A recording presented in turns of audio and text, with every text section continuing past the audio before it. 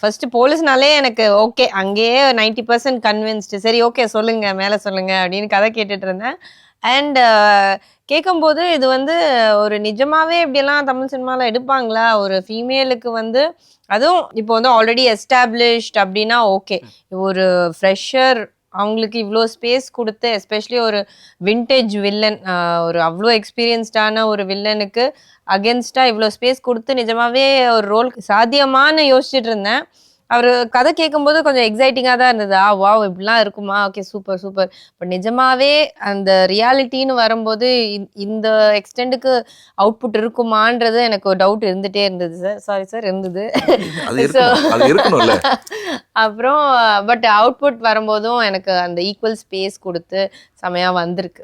ஆப்போசிட்ல பார்த்தோம்னா ஆனந்த்ராஜ் சார், அவர் ஒரு வெட்டரன் ஆக்டர். ஸோ அவர் ஆப்போசிட் பண்ணுறாங்க போது எந்த பாயிண்ட் ஆஃப் வியூல இந்த கேரக்டருக்கு சம்யுக்தா கரெக்டாக இருப்பான்னு எப்போ நீங்கள் முடிவு பண்ணீங்க?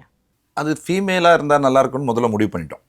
மேல்ன்றது யூஸ்வல், அதனால ஃபீமேலாக வச்சுக்கலாம்னு சொல்லி முடிவு பண்ணிட்டோம். ஃபீமேல்னும் போது எனக்கு அப்படி பார்த்தோம்னா இப்போ இருக்கிற எல்லா ஹீரோயின்ஸும் ஃபிட் ஆவாங்க. பட் இவங்க கிட்ட இருக்கிற ஃபிட்னஸ் ஒன்று இருக்கு இல்லையா, ரியாலிட்டி ஷோவில் பார்த்துருக்கேன். அப்போ வந்து இவங்க போலீஸ் கேரக்டர்லாம் பண்ணால் நல்லா இருக்குமேன்னு எனக்கு தோணியிருக்கு. அதுக்கப்புறம் அதை மறந்துட்டேன். அதுக்கப்புறம் ஆனால் இந்த கதைன்னு வரும்போது எனக்கு மைண்டில் ஃபஸ்ட்டு ஸ்ட்ரைக் ஆனது சம்யுக்தா பண்ணால் கரெக்டாக இருக்கும்னு எழுதுனேன். பட் ஆனால் அது அப்புறம் வேறு சாய்ஸஸ்லாம் போச்சு. வரும் இல்லையா, டிபேட் வரும். நம்ம டைரக்ஷன் டீமில் பேசுவோம், ப்ரொடியூசர்ஸ் சாய்ஸ் சொல்லுவாங்க, கேமராமேன் சாய்ஸ், எல்லாமே அது மாதிரி சொன்னாங்க. அது மாதிரிலாம் பார்த்தோம். இன்னொன்று என்ன, ஏன் எடுத்த உடனே அவங்க கிட்டே போகலன்னா, அவங்க வந்து பெருசாக மூவிஸ் இன்ட்ரெஸ்ட் காட்டல. அவங்க சோஷியல் மீடியா அப்புறம் வந்து மாடலிங் இதிலலாம் ரொம்ப பிஸியாக இருக்காங்க. அவங்களுக்கு பெருசாக அதில் இன்ட்ரெஸ்ட் இல்லை போகலன்னு சொல்லி நான் விட்டுட்டேன்.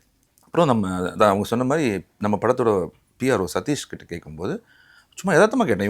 இவங்க ஃப்ரெண்டு, இவங்க தெரியும்லாம் கூட எனக்கு தெரியாது. யதார்த்தமாக கேட்டேன், நம்ம ஒரு ஹீரோயின் தேடிட்டு இருப்போங்க, நல்ல மெயின் லீடு, ஒரு ஐபிஎஸ் ஆஃபீஸர், நல்ல ரிஜிடாக ஸ்ட்ராங்காக ஹைட் அண்ட் வெயிட்டோட வேணும் அப்படின்னு.